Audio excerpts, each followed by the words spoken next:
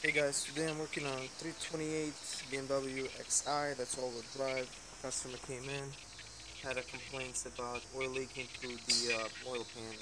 But what happened was, I believe this car was in an accident and the oil pan cracked, as you can see.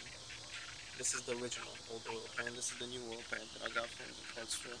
Um, and with the diff as well, it cracked as well. Another thing I just want to make a short video was when you guys do an oil pan, this is me removing the oil pan right here, and he actually had 10 broken bolts. It's a common thing on BMWs for the oil pans. The stress of an impact for bolts, they're aluminum to literally break. Sometimes you're lucky they'll break outside the block. Sometimes you literally have to use a tap out to drill them out. So pretty much when you do this job, you have to take off the sway bars. Um, you have to disconnect the suspension. The easiest is just to use the strut tower, the bolt that holds the mounts to the spindle or knuckle. Brakes up there, calipers up there. Um, Pretty much what you have to do is drop the subframe. You disconnect the power steering rack to the steering wheel. Um, you don't have to take, actually, yeah, you do the top mounts as well, the bolts.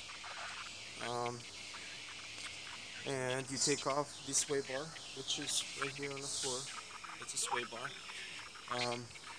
Once you do all that, this hose right here, the coolant hose, it does bolt to the subframe. You just take two bolts out as holders. Power steering hose as well, there's a little holder right there, you take that off. And then the last part is, when you do take all the bolts out, remember there's bolts in the transmission as well. There's 3 bolts when you take the oil pan, and the rest they go around.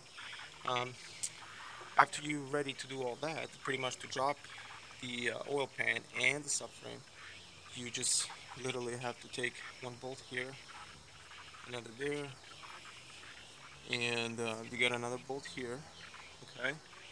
And then you can remember there's mount bolts as well at the top, just one bolt, and one nut, and another nut here, a bolt there, a bolt there. And you disconnect the, just be really careful once you loosen the power steering rack, once you drop it.